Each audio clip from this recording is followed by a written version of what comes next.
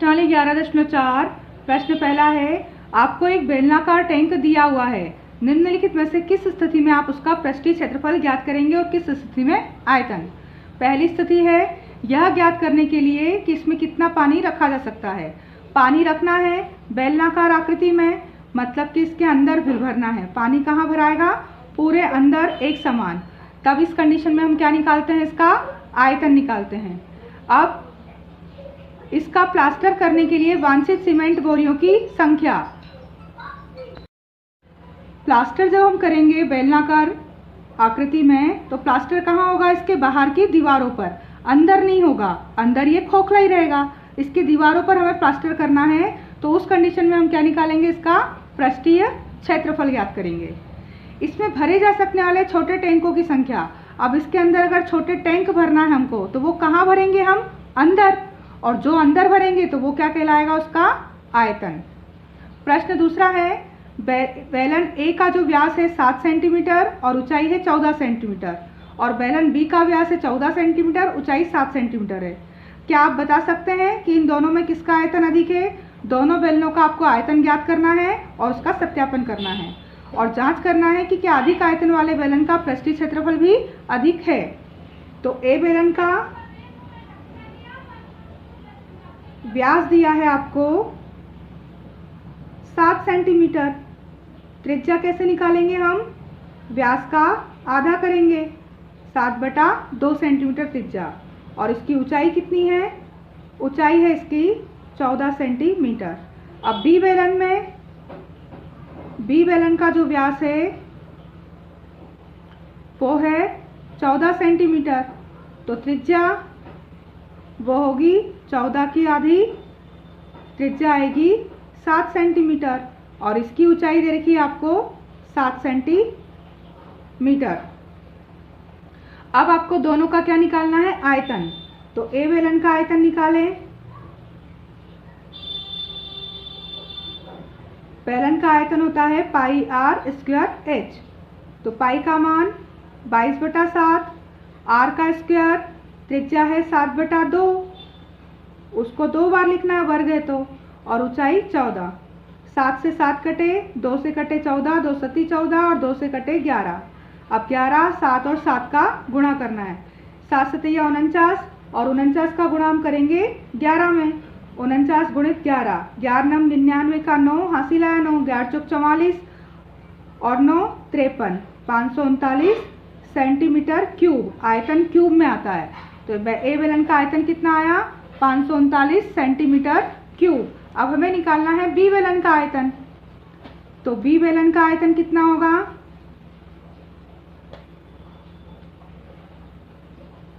सूत्र तो वही रहेगा, पाई आर स्क्वायर एच। तो बी बेलन का आयतन, पाई का मान 22/7, त्रिज्या है यहाँ 7 गुणित 7 और ऊंचाई भी 7। 7 से 7 कटे, 22 सत्ते 154, और 154 में गुणा करेंगे 7 का, तो 7 चौक 28, 7 पंजे 35, 36 37 का 7, 3 बचे, 7 एकम 7 और 3 10, 1078 सेंटीमीटर क्यूब। किस बेलन का आयतन अधिक है? बी बेलन का आयतन अधिक है। बी बेलन का आयतन अधिक है। अब हमें आयतनों के बाद किसकी तुलना करना है? इसके पृष्ठीय क्षेत्रफल भी बताना है कि क्या पृष्ठीय क्षेत्रफल भी अधिक है। जिस बेलन का आयतन अधिक है उसी का पृष्ठीय क्षेत्रफल भी अधिक है, ये हमें देखना है। अब ए बेलन का पृष्ठीय क्षेत्रफल। बेलन का पृष्ठीय क्षेत्रफल क्या होता है? 2 पाई आर एच। तो 2 पाई का मान 22/7, त्रिज्या ए बेलन की त्रिज्या थी 7/2 और ऊंचाई थी 14। 7 से 7 कटे, 2 से 2, 22 और 14 का गुणा, 22 चौक 88 का 8, हासिल आया 8, 22 एकम 22 और 8 30, 308, और पृष्ठीय क्षेत्रफल सेंटीमीटर स्क्वायर में आएगा। आयतन आता है घन सेंटीमीटर में और पृष्ठीय क्षेत्रफल सेंटीमीटर स्क्वायर में, वर्ग सेंटीमीटर में। अब हमें निकालना है बी बेलन का पृष्ठीय क्षेत्रफल। सूत्र लगाएंगे हम 2 पाई आर एच। 2 पाई का मान 22/7, बी बेलन की त्रिज्या भी 7 थी और ऊंचाई भी 7। 7 से 7 कटे, 22 दूनी 44 का गुणा 7 में, 7 चौक 28 और 7 चौक 28 और 2 30 सेंटीमीटर स्क्वायर। ये आया बी बेलन का पृष्ठीय क्षेत्रफल। अब पृष्ठीय क्षेत्रफल क्या है, दोनों के बराबर है। ये भी आया 308 और ये भी आया 308। तो बी बेलन का आयतन तो अधिक था पर पृष्ठीय क्षेत्रफल क्या है, दोनों के समान है। ए और बी दोनों बेलनों के पृष्ठीय क्षेत्रफल समान है। प्रश्न 3 है, एक ऐसे घनाभ की ऊंचाई ज्ञात कीजिए जिसके आधार का क्षेत्रफल 180 सेंटीमीटर स्क्वायर है और जिसका आयतन 900 सेंटीमीटर क्यूब है। घनाभ की ऊंचाई आपको निकालनी है। आधार का क्षेत्रफल दे रखा है 180 और आयतन 900 सेंटीमीटर है।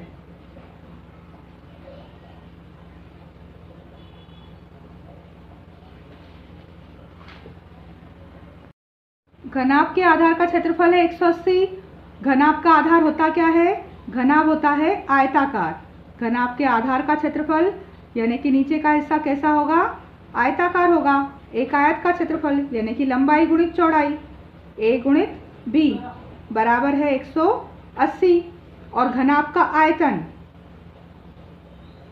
घनाभ का आयतन वो दे रखा है 900। आयतन का सूत्र होता है ए गुणित बी गुणित सी बराबर है 900। अब यहाँ अगर हम ए बी का मान 180 है तो ए बी के स्थान पर क्या लिखते हैं, 180 और गुणित सी बराबर 900। तो उसकी ऊंचाई सी कैसे आएगी, 900 बटे में आ जाएंगे 180। 0 से 0 कटे, 9 एकम 9 और 9 दूनी 18 और 2 से कटा 2 पंजे 10, यानी घनाभ की ऊंचाई आ जाएगी 5 सेंटीमीटर। प्रश्न चौथा है, एक घनाभ की विमाएं 670 सेंटीमीटर, 54 सेंटीमीटर और 30 सेंटीमीटर हैं। इस घनाभ के अंदर 6 सेंटीमीटर भुजा वाले कितने छोटे घन रखे जा सकते हैं। तो आपको निकालनी है घनों की संख्या। तो घनों की संख्या निकालने के लिए क्या होगा, बड़ा क्या है घनाभ, तो घनाभ का जो आयतन है उस घनाभ के आयतन में जो रखना है वो घन के आयतन का हम भाग लगा दें तो आ जाएगी घनों की संख्या। घनाभ का आयतन होता है ए गुणित बी गुणित सी और घन का आयतन होता है ए गुणित ए की घात 3, क्योंकि घन की सब भुजाएं समान होती हैं। अब ए का मान दे रखा है 670 गुणित बी का मान 54, सी का मान 30 और घन जो है 6 गुणित 6 गुणित 6। 6 से कटे, 6 9 54, 6 से 6 पंजे 30 और 3 दूनी 6, 3 त्रिका 9 और 2 से कटेगा ये 2 तिया 6, फिर 2 तिया 6, 2 पंजे 10। 335 में गुणा करें 3 पाँचे 15 का, तो कितने छोटे घन रखे जा सकते हैं, उनकी संख्या आ जाएगी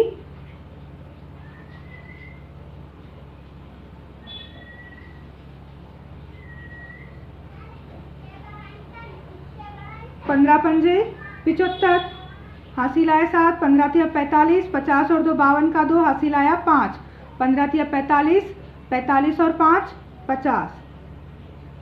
तो घनों की संख्या कितने घन रखा जा सकते हैं उस घनाभ में जिसकी विमाएं 670, 54 और 30 है। अब 670 नहीं, अगर यहाँ 60 हो तो फिर हम यहाँ 60 रख देंगे। पांचवा है, एक ऐसे बेलन की ऊंचाई ज्ञात कीजिए जिसका आयतन 1.54 मीटर क्यूब और जिसके आधार का व्यास 140 है। बेलन की ऊंचाई आपको निकालनी है, आयतन दे रखा है, तो पहले तो आधार का व्यास यानी कि बेलन का व्यास, बेलन का व्यास कितना है 140 सेंटीमीटर। तो त्रिज्या कितनी होगी, त्रिज्या होती है व्यास का आधा यानी 70 सेंटीमीटर। अब हमें निकालनी क्या है इसकी ऊंचाई। ऊंचाई निकालने का कोई सूत्र नहीं है, हमें दिया है बेलन का आयतन। कितना दिया है, बेलन का आयतन दिया है 1.54 मीटर क्यूब। तो बेलन का जो आयतन है उसका सूत्र लिखें हम, पाई आर स्क्वायर एच बराबर 1.54 और मीटर क्यूब को सेंटीमीटर में बदलेंगे क्योंकि हमारी त्रिज्या काय में है, सेंटीमीटर में। तो 100 गुणित 100 गुणित 100 मीटर क्यूब था तो 3 बार 100 आ जाएंगे। अब ऊंचाई निकालना है तो पाई का मान 22/7, त्रिज्या 70 गुणित 70 और ऊंचाई निकालना है और इधर आ जाएगा 1.54 गुणित 100 गुणित 100 और गुणित 100। 7 से 70 कितनी बार कटे? 10 बार। अब ऊंचाई बराबर क्या होगी? 1.54 गुणित 100 गुणित 100 और गुणित 100। अब 22, 10 और 70 ये ऊपर थे, पक्षांतर में उधर जाएंगे तो कहाँ जाएंगे? 22, 10 और 70 नीचे जाएंगे। अब 2 जीरो से 2 जीरो कट गई। 22 से यहाँ अगर दशमलव हटाएं तो 2 जीरो बढ़ जाएगी, तो ये 2 जीरो से ये 2 जीरो भी कट गई। अब 22 सत्ते 154 और 7 से 7 कट गया। ऊंचाई बराबर क्या बची? 100 सेंटीमीटर। ऊंचाई 100 सेंटीमीटर है और आप मीटर में अगर लिखना चाहें तो क्या हो जाएगी? 1 मीटर। 100 सेंटीमीटर या 1 मीटर। एक दूध का टैंक बेलन के आकार का है। दूध का जो टैंक है वो किस तरह का है? बेलनाकार है। अब इस टैंक की त्रिज्या यानी कि बेलन की त्रिज्या ये दे रखी है 1.5 मीटर और लंबाई यानी कि ऊंचाई वो दे रखी है 7 मीटर। इस टैंक में भरे जा सकने वाले दूध की मात्रा आपको निकालनी है। टैंक में जो दूध भराएगा यानी कि इसका क्या निकालना है हमको? आयतन निकालेंगे हम। बेलनाकार टैंक का आयतन पाई आर स्क्वायर एच। पाई का मान 22/7, त्रिज्या 1.5 गुणित 1.5 और ऊंचाई 7। 7 से 7 कट गए। 22 और 15 का 15 में गुणा होता है 225 और 0.1 और 1 2 के बाद। अब इन दोनों का क्या करना है? हमको गुणा करना है। तो गुणा करने पर कितना आ रहा है? ये 49.5 और आयतन मीटर क्यूब। अब मीटर क्यूब नहीं होता है दूध तो लीटर में होता है। तो मीटर क्यूब को लीटर में बदलने पर 49.5 उसमें गुणा करेंगे 1000, तो ये काय में चेंज हो जाएगा? लीटर में, यानी कि 49,500 लीटर इतना दूध आएगा उस टैंक में। 7वां प्रश्न है, यदि किसी घन के प्रत्येक किनारे को दुगना कर दिया जाए तो इसके पृष्ठीय क्षेत्रफल कितना गुना होगा? आयतन कितना गुना होगा? तो पहले घन का किनारा कितना था? घन का किनारा यानी घन की कोर एक भुजा वो है a। अब उसको दुगना करें। दुगना करने पर क्या हो जाएगी? 2a हो जाएगी, 2 का गुना हो जाएगा। अब आयतन कितने गुना हो गया? वैसे घन का आयतन क्या होता है? पृष्ठीय क्षेत्रफल कितने गुना होगा? तब घन का पृष्ठीय क्षेत्रफल होता है 6a² और दुगुना करने पर क्या होगा? दुगुना करने पर होगा 6 और a के स्थान पर क्या लिखना है हमको? 2a का स्क्वायर, यानी 6 और 2 दूनी 4a²। 6 चौक 24a², तो होता 6a² है पर हो गया 6 चौक 24, यानी कितने गुना हो गया? 4 गुना। जो नॉर्मल पृष्ठीय क्षेत्रफल था a भुजा से वो घन का पृष्ठीय क्षेत्रफल था 6a²। a का मान a, पर अगर उसकी भुजा को दुगना करा है तो अब भुजा a के बजाय क्या हो जाएगी? 2a। सूत्र क्या हो जाएगा? 6a² में 6 और a के स्थान पर अब रखेंगे 2a। तो 2a को 2 बार गुणा करेंगे, 2 दूनी 4 और a का वर्ग, तो 6 चौक 24a²। कितना गुना हो गया? 4 गुना। अब इसके आयतन कितना गुना होगा? तो वैसे घन का आयतन कितना होता है? घन का आयतन होता है a का क्यूब, पर अब दुगना करने पर क्या हो जाएगा? दुगना करने पर आयतन हो जाएगा 2a का क्यूब। तो 2a का क्यूब यानी 2 दूनी 4 और 4 दूनी 8 a का क्यूब। तो a का क्यूब और ये 8 हो गया, तो कितना गुना हो गया आयतन? 8 गुना हो गया।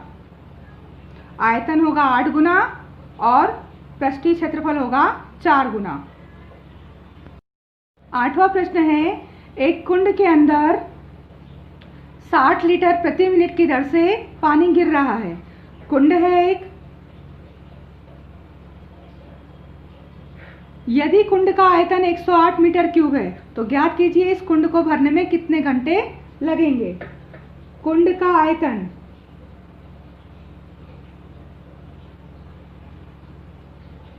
ये दिया है 108 मीटर क्यूब, यानी 108 और मीटर को अगर लीटर में बदलेंगे तो काय का गुणा करेंगे 1000, ये हो जाएगा लीटर। 108,000 लीटर। अब कुंड के अंदर पानी किस गति से गिर रहा है 60 लीटर प्रति मिनट। अब क्योंकि कुंड में पानी 60 लीटर प्रति मिनट की दर से गिर रहा है, तब कुंड भरने में लगा समय वो होगा, पूरा कुंड भरना है 108,000 और दर है उसकी 60 प्रति मिनट, तो घंटे पूछा है तो घंटे में 60 का गुणा कर देंगे। मिनट है 60 और हमसे पूछा है कितने घंटे लगेंगे, तो 60 का गुणा करा। 2 0 से 2 0 कट गए, 6 से 6 कम 6 बचे 4, 6 8 48 और 0, फिर इस 6 से 6 3 18 और 0, यानी कितने घंटे लगेंगे 30 घंटे लगेंगे कुंड को भरने में।